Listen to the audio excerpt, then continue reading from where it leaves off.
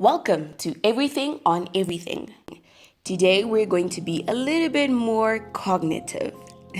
We will be discussing something that people know but cannot really put a name on. We've seen it in movies and many other fictional content, but it sure could possibly become a reality. However, before we continue, be sure to click on the subscribe button to support this channel.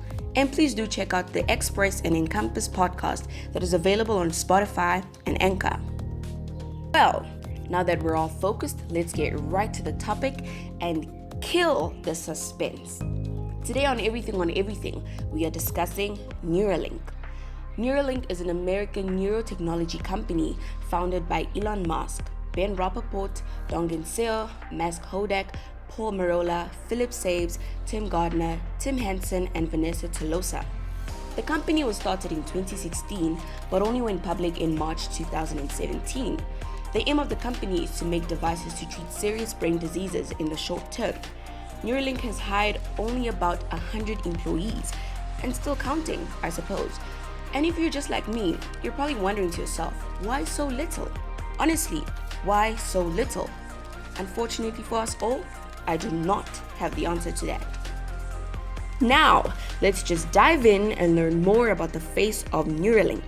As in, the person that you think of when you see the name? Yes, the face of many, I suppose. He is the CEO and owner of Neuralink and many other famous corporations and businesses. Basically, a business guru, namely Elon Musk. Elon Musk has done a lot and founded many businesses in his career, and in addition, he has also been criticized due to unorthodox stances and highly publicized scandals. Musk has also received substantial criticism for his views on public transportation, the COVID-19 pandemic, and artificial intelligence, which brings us back to Neuralink. Now that we have the gist of the face behind it, I hope. Back to the focus of our discussion today. What is Neuralink? The main aim of Neuralink is to make devices that treat serious brain diseases, technically using artificial intelligence, or better yet, the integrated brain-machine interface. The Neuralink device will be surgically implanted into your brain, and with it, you'll be able to communicate with machines and even control them. Neuralink has a chipset called the N1 chipset that will be implanted in your skull, which is about 8 millimeters in diameter and has multiple wires housing electrodes and insulation for the wires. These wires will be surgically placed inside the brain using a robot. As per the company, the wire is as thick as the neurons in your brain and thinner than a strand of hair at 100 micrometers. To basically imagine the diameter of your hair and then divide that by the diameter by 10. Get the picture? The brain-machine interface has the potential of restoring the sensory and motor function and the treatment of neurological disorders. However, the clinical brain-machine interface has not yet extensively been adopted because of modest channel counts and they have their limited potential. Recently, researchers have demonstrated neuroprosthetic control of computer cursors, robotic limbs, and speech synthesizers by using no more than 256 electrodes. For those that do not know, an electrode is an electrical conductor used to contact a non-metal part of a circuit. Granting that these successes suggest a highly fidelity information transfer between the brain and the machine is possible, development of brain-machine interface has been critically limited by the incapacity to record from big numbers of neurons. Though invasive electrodes placed on the external of the cortex can record useful signals, they are limited in that the average of thousands of neurons cannot record signals deep in the brain.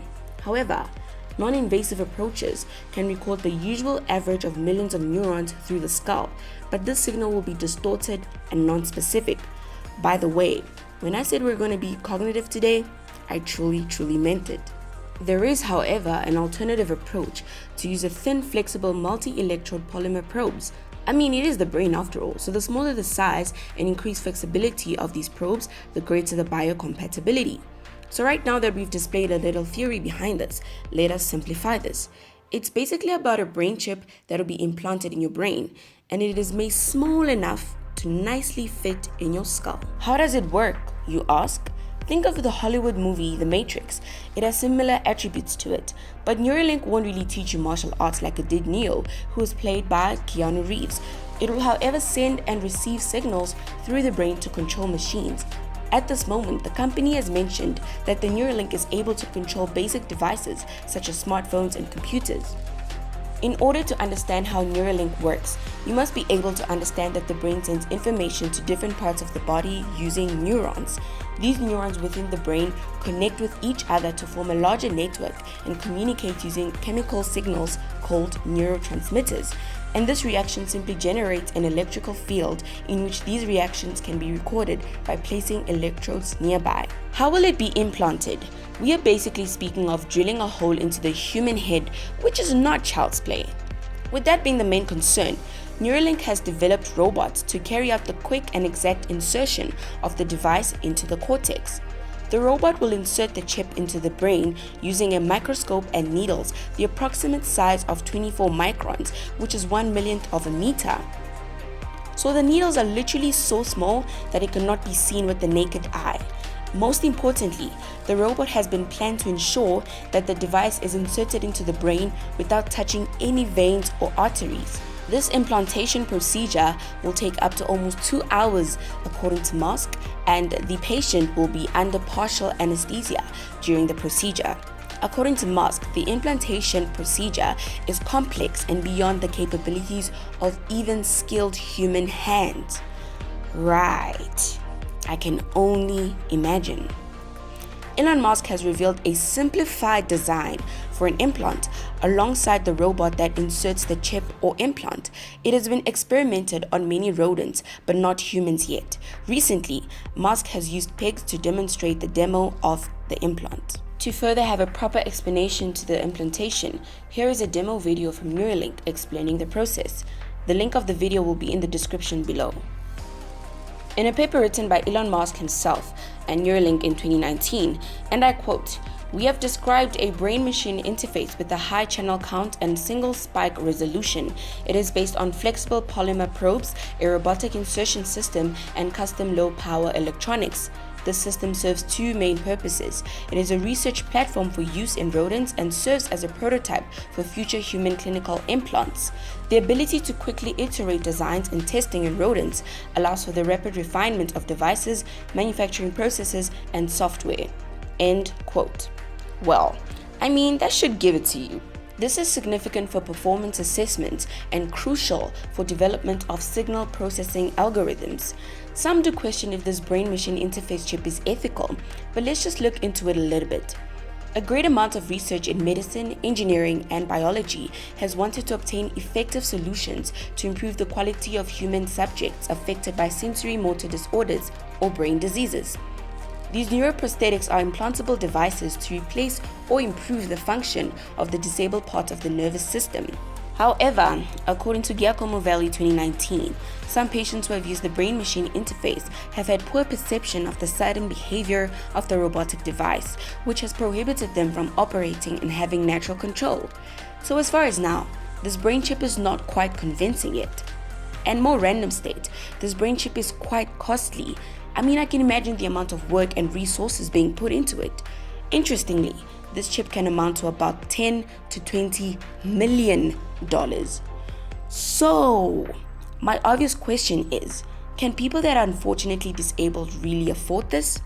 In fact, the question should be, who will actually be able to afford this chip? Let's carry on though. This whole Neuralink idea is quite impressive. There are many out there that think that this is certainly far-fetched. Many critics believe that this is a recipe for disaster on the basis of linking humans to computers and machines, or whatsoever you may call it, because then again, it can be hacked. Yeah, I also thought that these critics were a little too paranoid, because obviously this was looked into for sure, but then again, it can still happen. Moreover, if we have the possibility of having something as fictional as a brain chip happen, how can we not then in our midst have a Mr. Robot? As much as Neuralink may somewhat seem obscene, with the new and improved technology this generation has seen, it is definitely worth the try to improve the lives of people that struggle with major brain diseases. This will enable them to do as much as they want to do. In addition to that, Moss also believes that the Neuralink can be able to solve diseases such as autism, schizophrenia, memory loss, and so on. Well, there you have it, folks. And also check out the description down below. We have links to sources, articles, and journals where you can read up on more of this. And don't forget to follow our Facebook page as well. And please don't forget to check out the Experts and Encompass podcast that is available on Spotify and Anchor. Don't forget to like, subscribe, share, comment, and switch on the notification bar for more of our videos.